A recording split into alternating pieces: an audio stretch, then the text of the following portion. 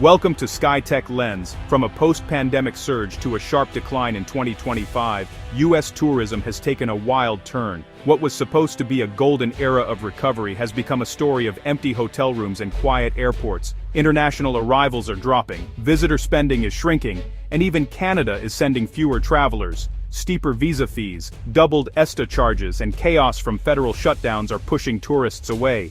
The chill is real, and the money that once flowed into cities like New York and Miami is being spent elsewhere.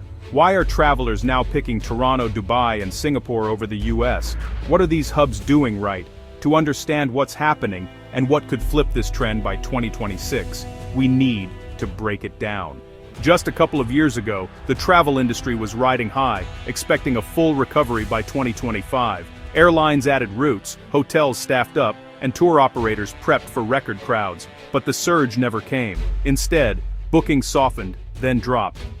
International arrivals, the lifeblood of high-end tourism, declined sharply, catching everyone off guard. Airports reported lighter traffic, airlines flew half-empty planes, and hotels in major cities saw occupancy dip. The ripple effect hit restaurants, shops, and local economies hard. Billions in visitor spending vanished, and the absence of international travelers was felt everywhere.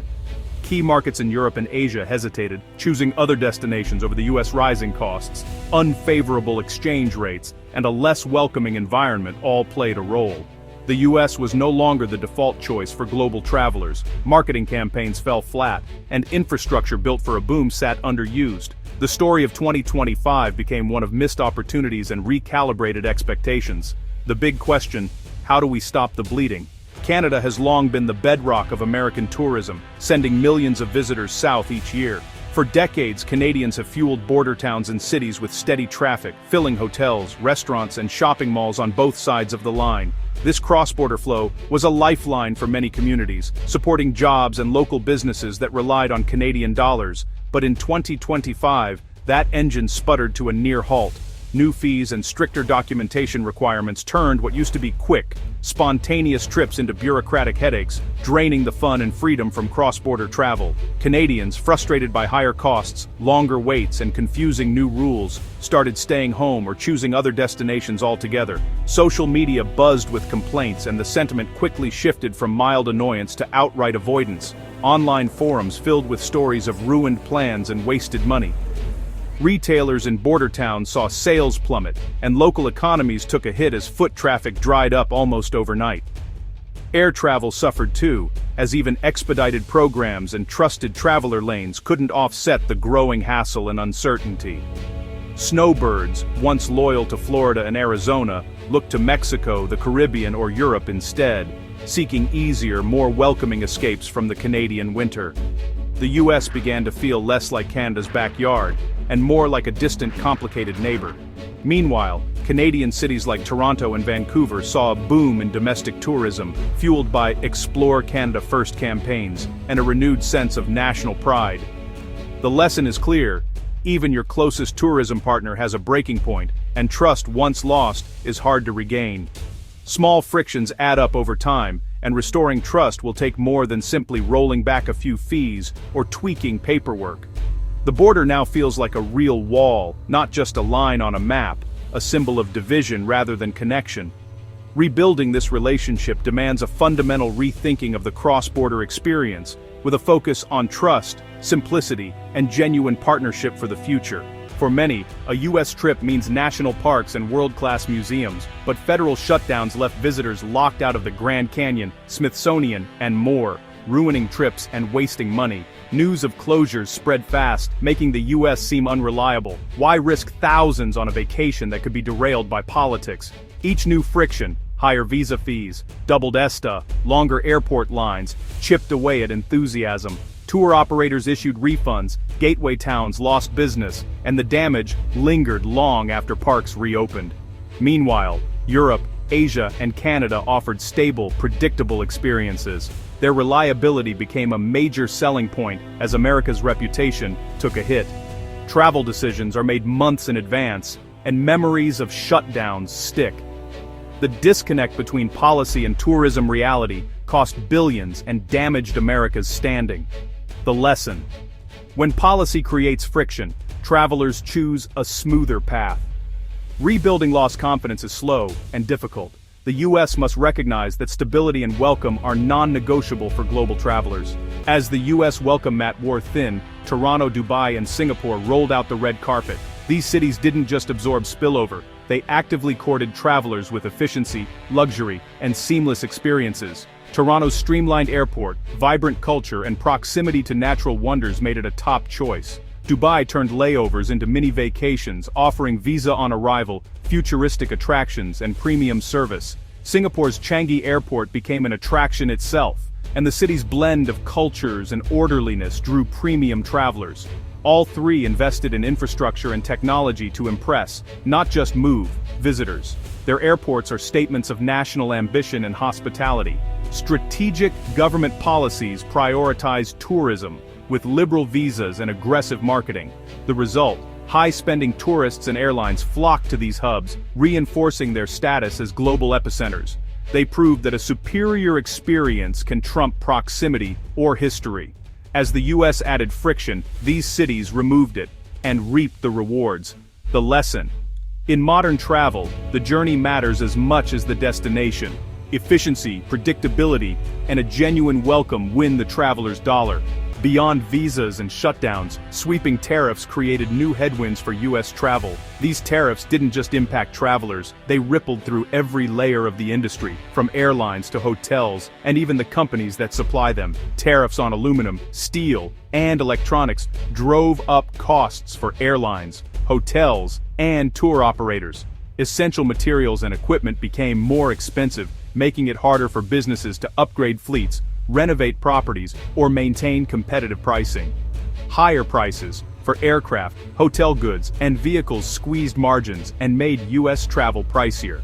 For travelers, this meant fewer deals and more difficult choices, as vacations and business trips became less affordable. Economic anxiety and retaliatory tariffs shrank the pool of potential visitors. Many international travelers reconsidered their plans, and some travel agencies even closed their doors, unable to weather the storm. But a reset is on the horizon.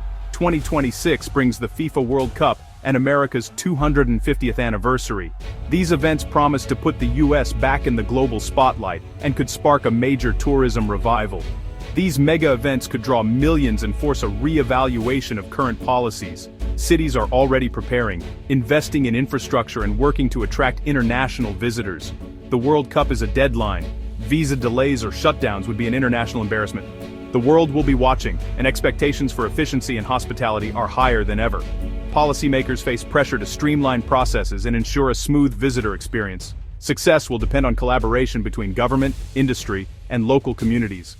The anniversary offers a chance to rebrand America, focusing on history, culture, and innovation. It's an opportunity to showcase the nation's diversity and creativity to the world.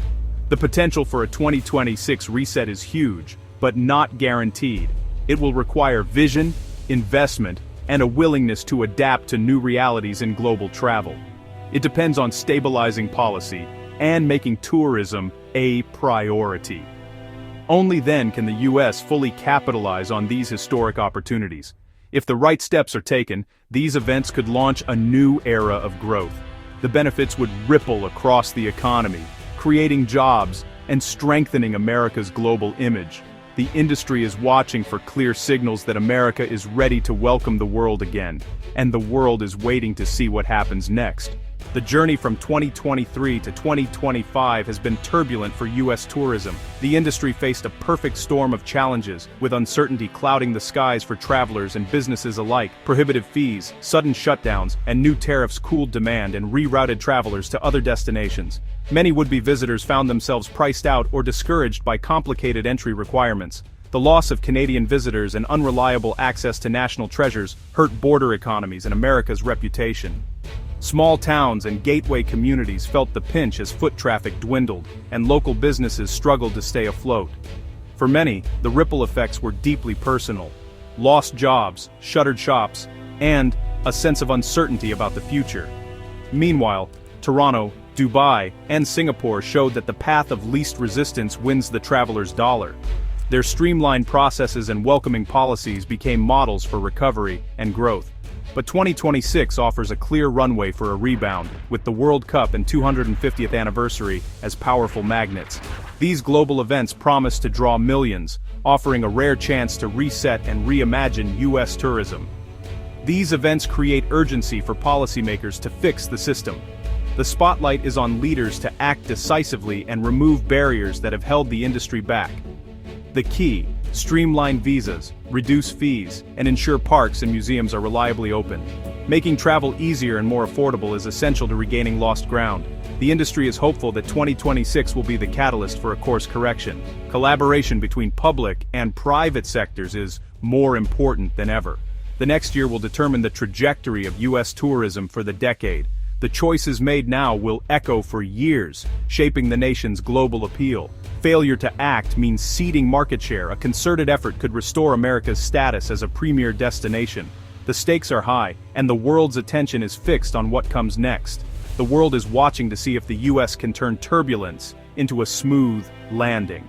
Every policy change and every open door will be noticed by travelers making their plans. The potential for a rebound is immense. If the hurdles are removed, visitors will return. The promise of renewed energy and economic growth is within reach. The legacy of 2026 could be one of reconnection and revitalization for American tourism, setting the stage for a new era of discovery and welcome. The U.S. travel industry stands at a crossroads, battered by fees and unpredictability. Global hubs like Toronto, Dubai, and Singapore have capitalized on America's friction, luring high-value travelers, but 2026's mega events could be the catalyst for a dramatic rebound, if lessons are learned and barriers are removed. The next year is critical. Will the U.S. pivot from barriers to bridges before this golden opportunity arrives? Now, let's hear from you. Will travelers return quickly if the process improves? Which hub has impressed you most? How will tariffs reshape travel in 2026? The future of American tourism depends on the choices made today. Thanks for watching. Subscribe the channel for more updates.